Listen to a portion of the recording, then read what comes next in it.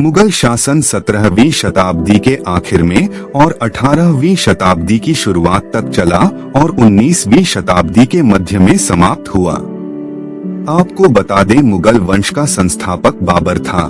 यहाँ देखें, उसके बारे में सब कुछ। मुगल साम्राज्य 1526 में शुरू हुआ। मुगल वंश का संस्थापक बाबर था। अधिकतर मुगल शासक तुर्क और सुन्नी मुसलमान थे। मुगल शासन 17वीं शताब्दी के आखिर में और 18वीं शताब्दी की शुरुआत तक चला और 19वीं शताब्दी के मध्य में समाप्त हुआ। बाबर का शुरुआती जीवन। बाबर पर अपने परिवार की जिम्मेदारी बहुत कम उम्र में ही आ गई थी। अपने पैतृक स्थान फरगना को वे जीत तो गए थे, लेकिन ज्यादा दिन तक वहां राज नहीं कर पाए। वे इसे कुछ ही दिनों में हार गए, जिसके बाद उसे बहुत कठिन समय देखना पड़ा और उन्होंने बहुत मुश्किल से जीवन यापन किया। लेकिन इस मुश्किल समय में भी वे उनके कुछ वफादारों ने उनका साथ नहीं छोड़ा। कुछ सालों बाद जब उसके दुश्मन एक दूसरे से दुश्मनी निभा रहे थे, तब इस बात का फायदा बाबर ने उठाया और वे 1502 में अफगानिस्तान के काबुल को जीत लिए। इसके साथ ही उन्होंने अपना पैतृक स्थान फरगना व समरकंद को भी जीत लिया। बाबर की 11 बेगम थी, जिससे उसको 20 बच्चे हुए थे। बाबर का पहला बेटा हुमायूं था, जिसे उसने अपना उत्तराधिकारी बनाया था। मध्य एशिया में जब बाबर अपना साम्राज्य नहीं फैला पाया, तब उसकी नजर भारत पर हुई। उस समय भारत की राजनीतिक स्थिति बाबर को अपना साम्राज्य फैलाने के लिए उचित लग रही थी। उस समय दिल्ली के सुल्तान बहुत सी लड़ाइयां हार रहे थे, जिस वजह से विघटन की स्थिति उत्पन्न हो गई थी। भारत के उत्तरी क्षेत्र में कुछ प्रदेश अफगान और राजपूत के अंदर थे, लेकिन इन्हीं के आसपास के क्षेत्र स्वतंत्र थे, जो अफगानी व राजपूतों के क्षेत्र में नहीं आते थे। इब्राहिम लोदी, जो दिल्ली का सुल्तान था, एक सक्षम शासक नहीं था।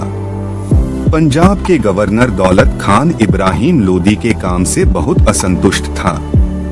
इब्राहिम के एक अंकल आलम खान, जो दिल्ली की सल्तनत के लिए एक मुख्य दावेदार थे, बाबर को जानते थे। तब आलम खान और दौलत खान ने बाबर को भारत आने का न्योता भेजा। बाबर को ये न्योता बहुत पसंद आया। उसे ये अपने फायदे की बात लगी और वो अपने साम्राज्य को बढ़ाने के लिए दिल्ली चला गया। आलम खान और दौलत खान ने बाबर को पानीपत की लड़ाई के लिए बुलाया था। बाबर ने लड़ाई में जाने से पहले 4 बार पूरी जांच पड़ताल की थी। इसी दौरान कुछ गुस्से में बैठे अफगानी लोगों ने बाबर को अफगान में आक्रमण करने के लिए बुलाया। मेवाड़ के राजा राणा संग्राम सिंह ने भी बाबर को इब्राहिम लोधी के खिलाफ खड़े होने के लिए बोला, क्योंकि राणा जी की इब्राहिम से पुरानी रंजिश थी। इन्हीं सब के चलते बाबर ने पानीपत में इब्राहिम लोधी को युद्ध के लिए ललकारा। अप्रैल 1526 में बाबर पानीपत की लड़ाई जीत गया।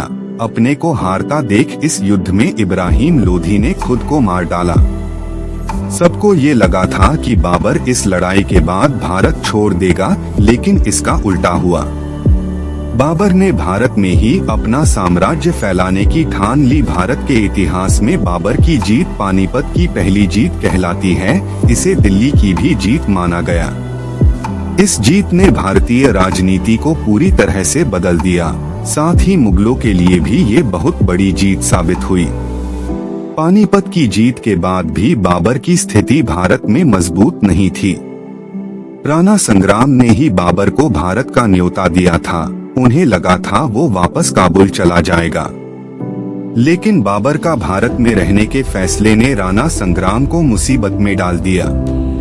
अपने आप को और मजबूत बनाने के लिए बाबर ने मेवाड़ के राणा संग्राम को चुनौती दी और उन्हें खनवा में हरा दिया।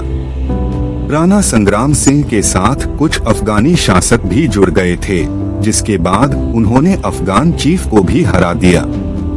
17 मार्च 1527 में खनवा में 2 विशाल सेना एक दूसरे से भिड़ गई। राजपूतों ने हमेशा की तरह अपनी लड़ाई लड़ी, लेकिन बाबर की सेना के पास नए उपकरण थे, जिसका सामना राजपूत नहीं कर पाए और वे बहुत बुरी तरह से हार गए। राजपूत की पूरी सेना को बाबर की सेना ने मार डाला। राणा संग्राम अपने आप को हारता देख भाग गए और खुदकुशी कर ली। राणा संग्राम के मरने के साथ राजपूतों को अपना भविष्य खतरे में दिखाई देने लगा। इस जीत के साथ लोगों ने उसे गाजी की उपाधि दी। राजपूतों को हराने के बाद भी बाबर को अफगानी शासक जो बिहार व बंगाल में राज्य कर रहे थे, उनके विरोध का सामना करना पड़ा। मई 1529 में बाबर ने घाघरा में सभी अफगानी शासकों को हरा दिया। बाबर अब तक एक मजबूत शासक बन गया था, जिसे कोई भी हरा नहीं सकता था। इसके पास एक विशाल सेना तैयार हो गई थी। कोई भी राजा बाबर को चुनौती देने से डरता था।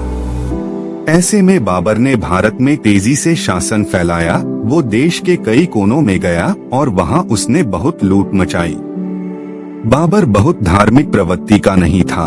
उसने भारत में कभी भी किसी हिंदू पर इस्लाम अपनाने के लिए दबाव नहीं डाला। आगरा, उत्तर प्रदेश में उसने अपनी जीत की खुशी में एक सुंदर सा गार्डन बनवाया। वहां उसने कुछ भी धार्मिकता को दर्शाने वाली वास्तु नहीं लगाई। इसे आराम बाग नाम दिया गया। मरने से पहले बाबर पंजाब, दिल्ली, बिहार जीत चुका था। मरने से पहले उसने खुद की किताब भी लिखी थी, जिसमें उसके बारे में हर छोटी बड़ी बात थी।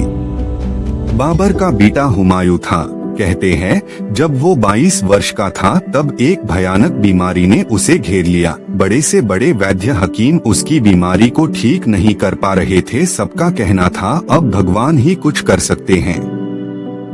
बाबर हुमायूं को बहुत चाहते थे। वे अपने उत्तराधिकारी को ऐसे मरते नहीं देख पा रहे थे।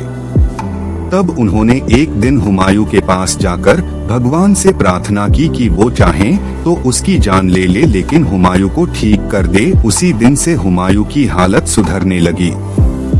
जैसे जैसे हुमायूं ठीक होते गया, बाबर बीमार होते गया। सबने इसे भगवान का चमत्कार ही समझा। 1530 में हुमायूं जब पूरा ठीक हुआ, बाबर को मौत हो गई। बाबर का अफगानिस्तान ले जाकर अंतिम संस्कार हुआ। हुमायूं इसके बाद मुगल शासक बने और दिल्ली की गद्दी पर राज्य किया।